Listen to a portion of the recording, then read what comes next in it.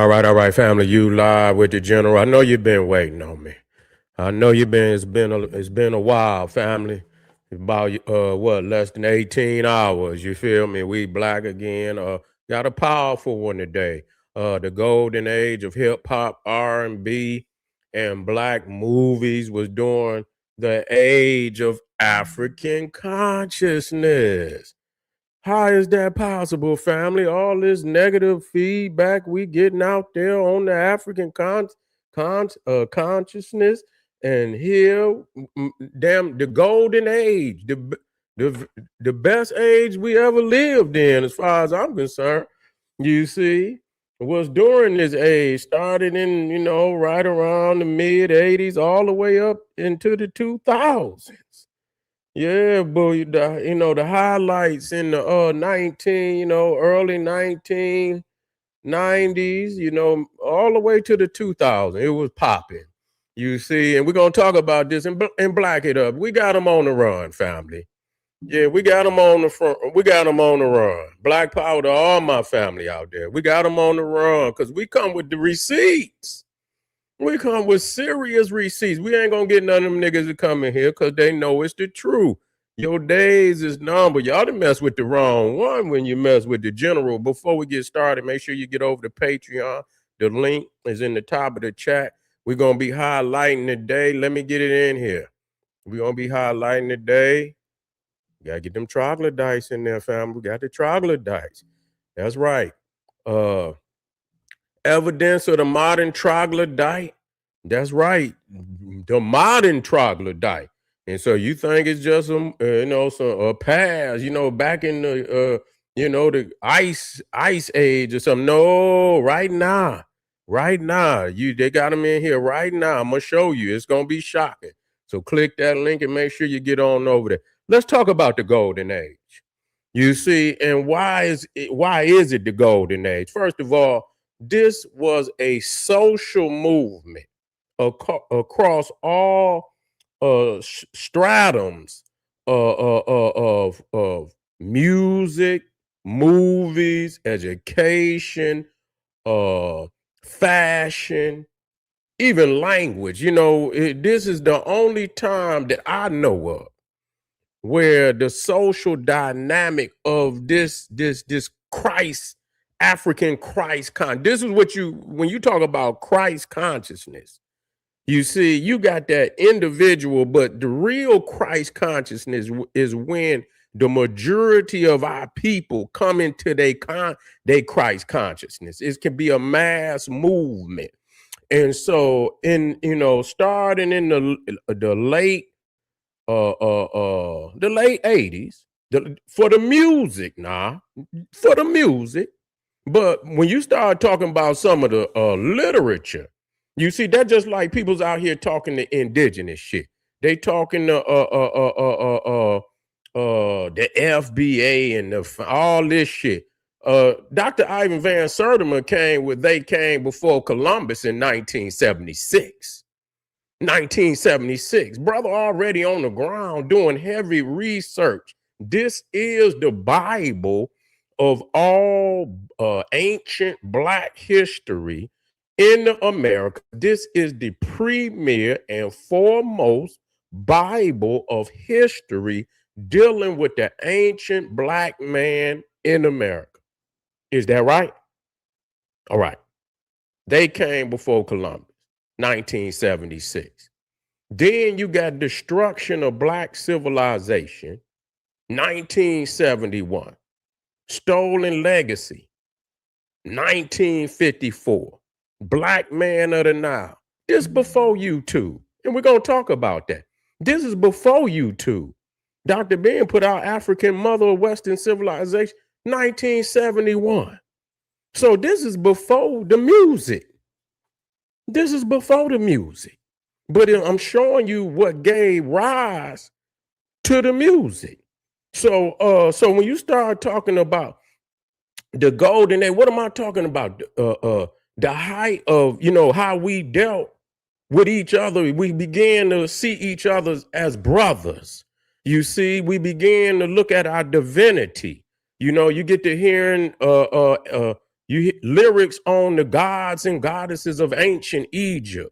You see, you already know Dr. Ben was the premier author that brought, the gods and goddesses. Wasn't nobody talking about no gods and goddesses or no ancient Nile Valley before Dr. Ben. And you can see when and matter of fact, and what's crazy about it, when the hip hop started to come out and start kicking consciousness, Dr. Ben was already doing his Jubilee year in 1989. Jubilee mean he had already did 50 years in the now. You see, he had already did 50 years in the now doing research in 1989. So you already know that, Dr. Ben, Dr. John Henry Clark, they had already been on the ground. See, the thing is, if your science is so powerful, where the hell is your elders? Where's this long list of scholars that then pass down research from generation to y'all don't have that. Y'all niggas just come out of nowhere, poof, but you supposedly so ancient. And if you so ancient and people been spread, where is the literature? No other movement, you see, no other movement ever had, you see, an influence that went across the whole social stratum. No other movement. You understand? Unless you want to go back, I don't consider the Harlem Renaissance and shit. That shit wasn't revolutionary enough for me.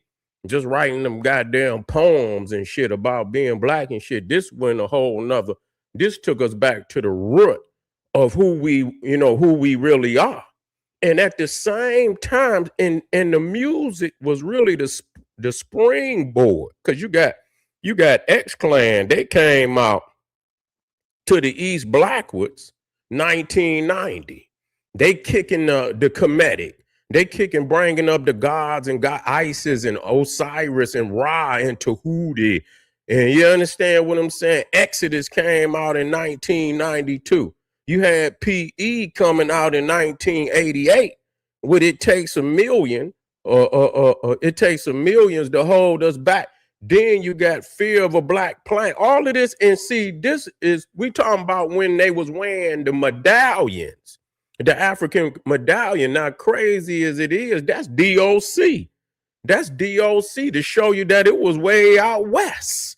You see what I'm saying? It affected. It's a shame that these niggas would even attempt to do some shit like this, especially with the receipts that is there.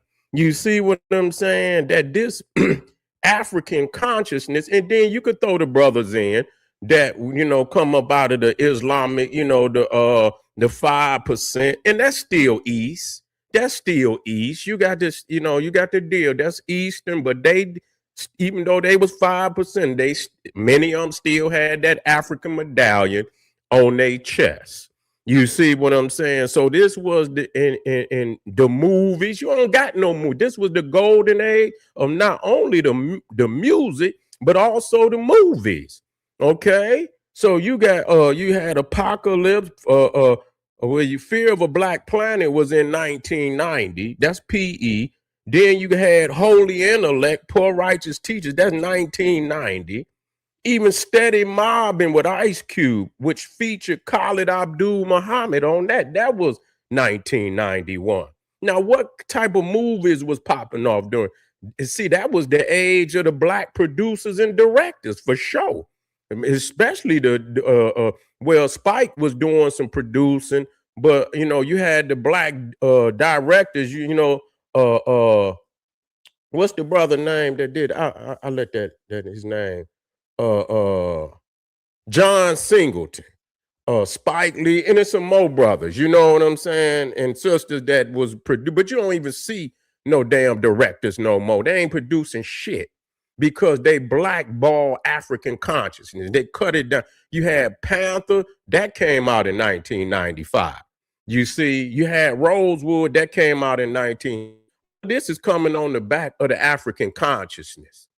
You see what I'm saying? Do the Right Thing, 1989. What's the brother name? What was his name? Raheem with the Radio Raheem had the African medallion on. You see Malcolm X 1992, even Juice 1991, Higher Learning. All the classic shit came out in that African consciousness, period. You see, and it, and even on the West Coast, even on the with Boys in the Hood, 1991, Menace. Now, Menace was, but it's still, the brother was there.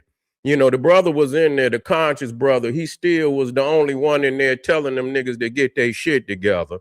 Why is it that in all the movies, you got the so quote unquote niggas won't talk about the FBA culture? Yeah, the FBA culture is the motherfuckers killing each other every day.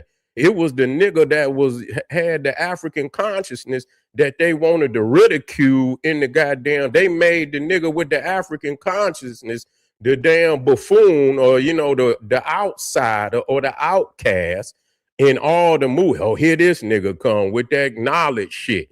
You see, so they always made it, but he was the one that was always in there trying to tell them, don't do this, don't do that. It was always that way. You see, and then you had dead presidents and many more, but these was the era. We used to go to the movies to see our movies. You ain't got shit like this. You see, because they blackballed, and people talking about the white man made African consciousness. When did he do that? They blackballed African consciousness. They didn't want this. They didn't want this, not at all. And so at the same time that the movies was going on, the music was going on, you had Dr. Ben, and that's really when they got on fire. They was there before that. But that 1989, 88, I know for sure they was on fire. And I know Dr. Ben was on fire even before that. You see what I'm saying? Even before that. But that 1989, that was really when I think I met Dr. Ben in 1988. You see, I met Dr. Ben in 1988. I met Dr. Clark in 1989. You see, and I know they was on fire. Everywhere I went, and Dr. Ben, man, the niggas was on the roof. Niggas was in the rafters. You see what I'm saying? I seen Dr. Ben pack in 1,000. You see, at a college, and niggas was outside the day with whatever I know the seating was like 800. They had standing room only. It was people outside couldn't even get in. I seen this with my own eyes. I seen Dr. Clark packed to the rafters. Niggas on the walls. You ain't nowhere for you to stand. You had to stand outside and listen through the window. You see what I'm saying? This old school. You had to listen through the window. They had to open up the window so you can listen through the window. That's how many people was in the church. You see what I'm saying? So this most definitely, and this is the only time when we respected our sisters and spoke highly of our sisters. No other time in hip hop. No other time. And this was the revolutionary platform, you see, for our people to build. And anything that was did of any positivity was done through this era. Now, when when niggas disconnect, just like these niggas is disconnecting today, and you want to start talk just straight foundational Black American, disconnected from Africa, gangster rap, nigga, that's it. And that poverty rap shit that they was rapping before that. You see what I'm saying? Oh, don't push me because I'm close to the edge. Nigga, everything was poverty rap damn near back then. Niggas was, yes, they was speaking to the plight, but they wasn't talking about no consciousness, no high consciousness, or how a nigga could, could reconnect with his greatness. So yeah, they had all the raps about, you know what I'm saying? Some, I'm in this state in condition, but they didn't have the cultural connection to give to people so that they could rise up out of that shit. So most definitely, man, we're gonna touch down on this. We're gonna touch down. The receipts is what they is. You can't remake it. You see, you cannot remake it at all. The receipts speak for what it is. And this was African consciousness. Majority of what went on during this time was, started with the African medallions and the hip hop rappers. You see, that was, spitting the African, connect them to Africa. Speaking of our greatness as kings and queens, which you ain't, these niggas ain't talking about nothing like that. You see, talking about African gods, we God, and that's most definitely cutting the cord on that white worship and shit like that, which these niggas continue to do. You see what I'm saying? So we wanted to make sure that we bring receipts on what we have done as a community compared to, and when people call our name, they could call, but when we show up with receipt, motherfuckers like, oh, why you got to come like that? Yeah, but as long as somebody talking shit about us, it's all good. Yeah, but family, stay with me. Make sure you get over there to Patreon. We got evidence of the modern troglodyte. It's up there. It's fire too. But you got to buckle in, because that is, you got to buckle in for that.